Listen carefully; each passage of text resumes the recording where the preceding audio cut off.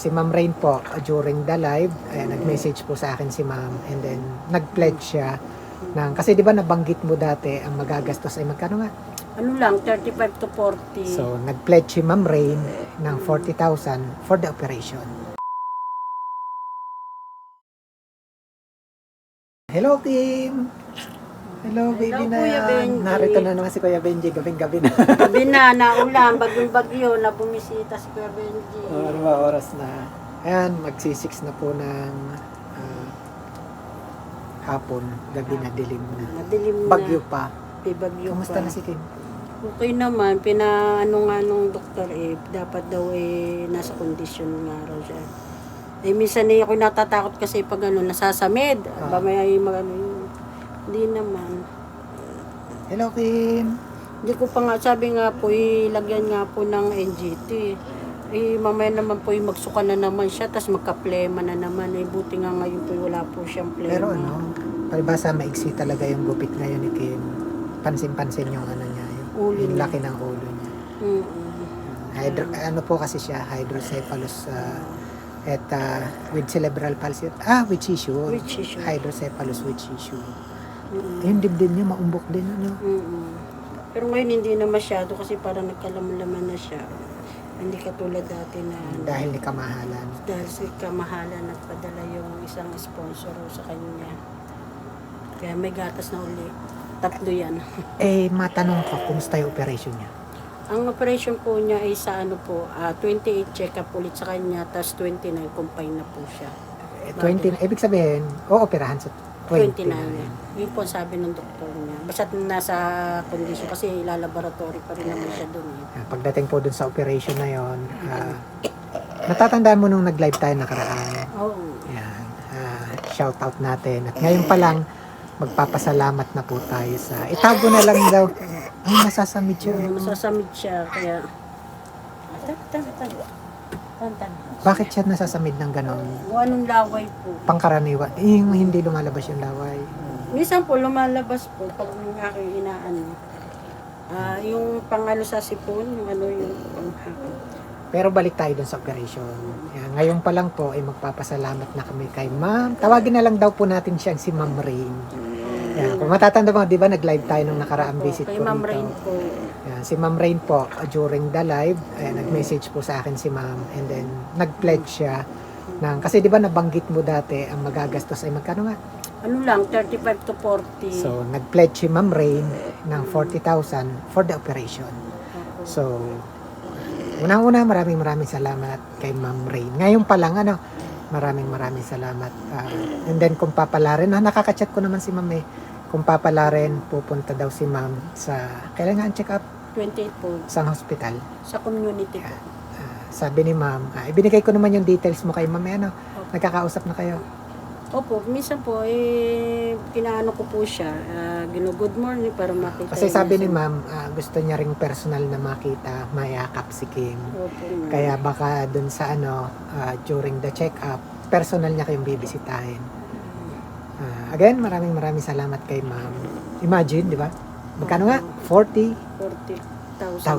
Malaki. Hindi po yun maliit na halaga. Talaga malaking bagay para maoperahan si Kim.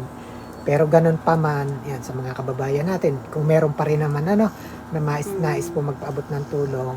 Kasi yung 40 na yun, sabi mo nga, di ba, ang estimate ay pwedeng umabot ng 50. So, may PhilHealth naman si Kim, Opo, may PhilHealth po siya ng DSWD po. So, mababawasan pa yung 50. Ano ba? Kawawa lang. Hello, kuya. Mamaya na.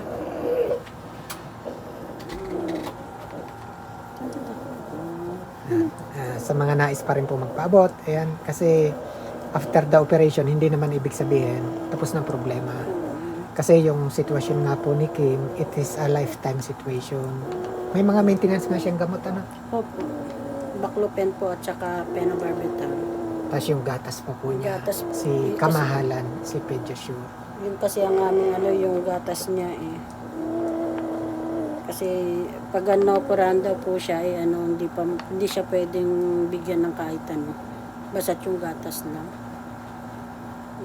Ano niya. Again, yung gagawing operation po kay Kim, naka-NGT siya dati, di ba? Opo. Pansamantala lang tinanggal ngayon. Yung hose po yung sa ilong, doon pinadadaan yung gatas bilang pagkain. Pagkain. Yun po yung ililipat sa tiyan. Yun po yung operation na gagawin kay Kim.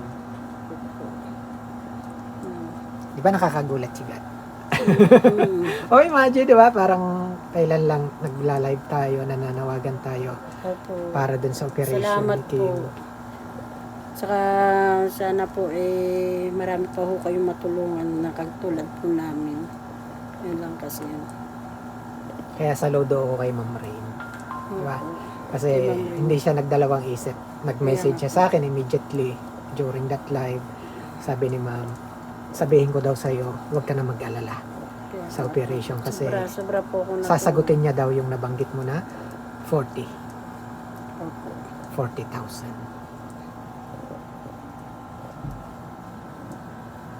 Nakakabago lang, no? Dati-rati talaga. Ako po Andyan si talagang May, andyan si Kim. naano ko kasi kaya binago ko yung ng kwarto, parang lagi ko pa rin siya naalala, parang hindi pa rin mawala sa akin pag ganito, hindi na masyado. Saka yun nga po, meron pong sponsor na nagano sa akin na kailangan daw na buksan ko ra yung isip ko para dito naman kay Kim.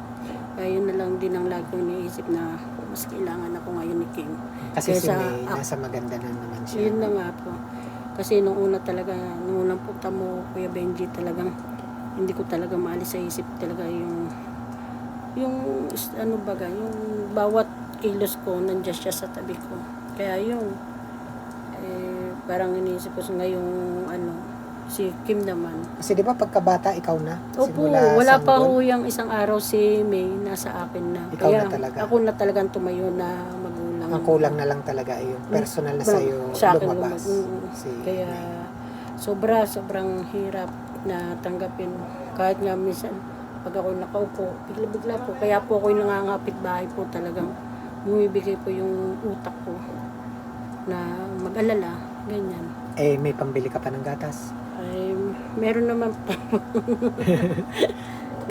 Walang pambili, pero meron na pong gatas. Ah, may gatas. May nagbigay. May nagbigay naman po na napansin din po ako. Kaya salamat Kuya Benji sa mga tulong mo sa akin. Napanood din daw nila. Opo.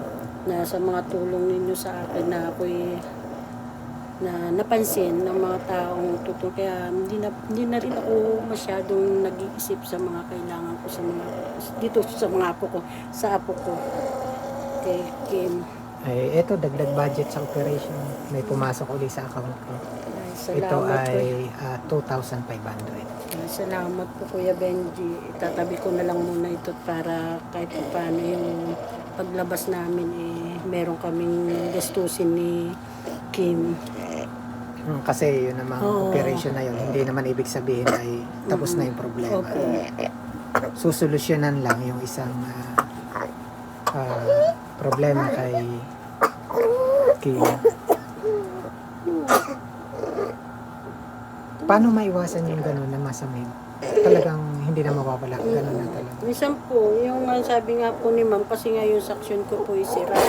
Meron daw magbibigay sa akin si ma'am.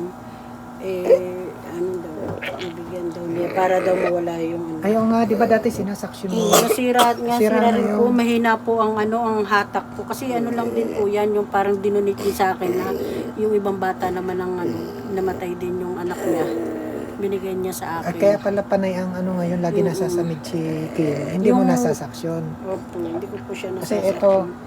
eto ba yon? Opo, mahina na po umatak po yung hangin. Sira na rin, hindi na talaga magagamit. Hindi na rin po. Pero nakakahatak pa naman po konti. Pero naburido lang po siya. Kaya hindi ko pa rin naman pumaano. Thank you ulit tayo sa nagbigay. Yan ay Noraima. Kaya kami may naibigay uli na 2,500. Yan po galing sa account number. Maraming salamat po. Account number 2808-1000. Kay Ate Charlotte and Kuya Kyle 1,000. At account number 6017-500. Salamat po sa mga nagbigay po kay Kim. pandagdag ko rin po sa panggastos namin ng lola. Kasi check ano pa rin po kami, papacheck pa rin po kami. Sana nga magdire-diretso na yung ano ni Kim. Kaya naman daw sabi naman ng doktor sa akin, kasi tinatanong ko sa kanya, sabi ko, Dok, paano pa po pag na-opera yung apo ko ilang oras, alam po yung dami. Hindi, madali lang yan. Pero ilang araw po kami dito sa ospital, sabi 3 days naman. 3 days na lang, 3 days daw ang pinakamatagal. Pero masaya ako kay ano. Masaya ako para sa inyo, no? Masaya ako para kay Kim. Kasi imagine yung 40,000 na yan, hindi yung maliit na halaga. Napakalaking halaga no. Ano po, dinalait ka na naman ng ano. Kailangan talaga ng saksyon, ano? Saksyon machine.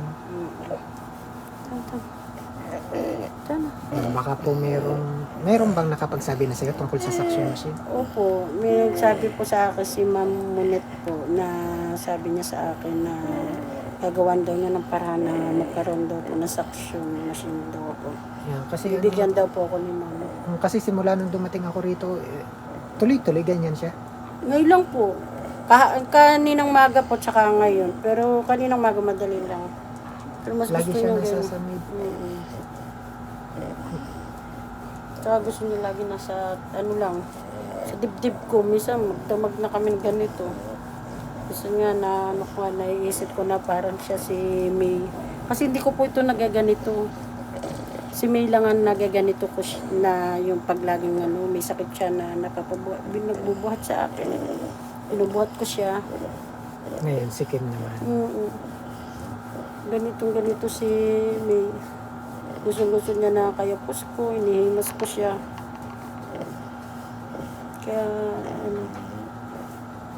Kaya dito ko na lang binubuhos yung pagka ano ko kay May. Masakit, pero kailangan ko ipagpatuloy kasi yung buhay ko kaya Benji. Hindi pwedeng hihinto kasi andito kasi Kim. Kaya sa mga kababayan natin, sa lahat po na nakakapanood ng video na ito, again, ito pong sitwasyon ni Kim, it is a lifetime situation. Kaya sana marami pa rin po makatulong sa kanila kasi yung kakailanganin nila ay tuloy-tuloy din. Kaya again, para higit po nating matulungan muli si Kim at patuloy po tayong makatulong sa ating mga kababayan, please share this video. Kim! Meron si Kuya Benji kang guminyan. Hindi ako pinapansin.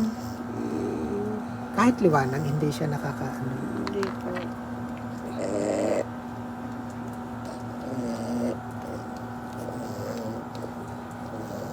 Yan, ganyan lang siya Kuya Benji.